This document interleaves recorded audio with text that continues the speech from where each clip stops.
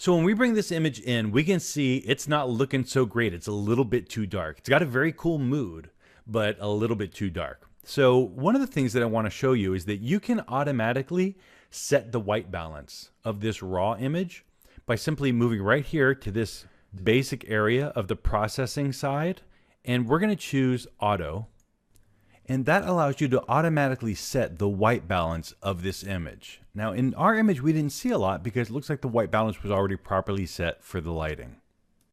The other thing that I noticed though is that it's really dark. So I can choose auto right here, and Photoshop will seek out what it thinks are the best settings to use for this image.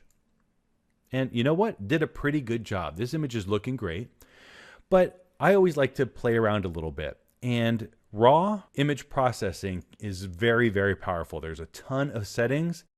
It's pretty fun to just sit and play around with them a little bit and see what they do as you just kind of change things back and forth.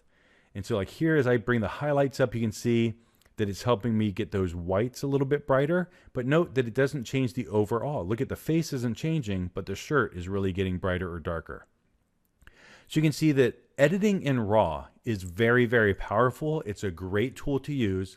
And whenever you have the option, when you're getting images from the client, if you're working for somebody else, or when you're working with your own images, if you have the option to get the RAW file to work with, it's absolutely what you want to be working with. They're very powerful and very, very flexible images. You can push them a lot farther than you can just a standard JPEG.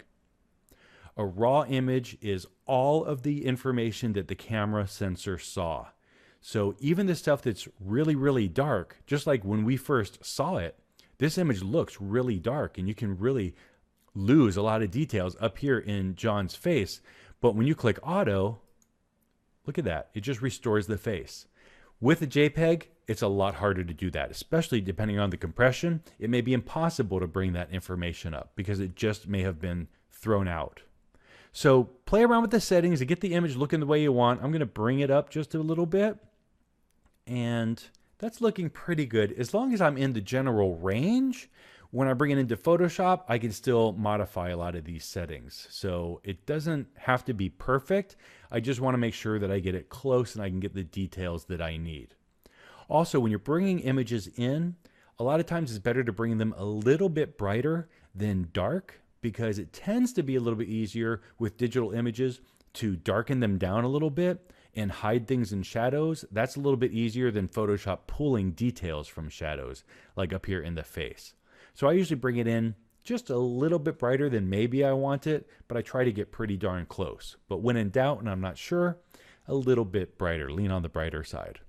So now all I have to do that I'm done developing this RAW file is simply click OK. And it brings it into Photoshop as a new layer. Now it looks terrible right now because I haven't yet placed it. What I need to do is click on this check mark up here, and there we go. Now it's looking nice and clear. And I want to move this to the left side of my image. And note that down here in my layers palette, this layer has a special little indicator on it. You see how it looks like that piece of paper with kind of a square cut out and floating above it? That indicates to me that this is a smart object. Smart objects are a very special type of layer. They're very powerful, and we're going to talk about them more in depth later. But the bottom line is that I can't really do any damage to this photo while it's a smart layer. Any changes that I make to the image, any adjustments, any filters that I apply, as long as it's a smart object, I can turn them on, turn them off, reset them. It's really, really powerful to work with smart objects. And we'll explore a little bit more about that in an upcoming video.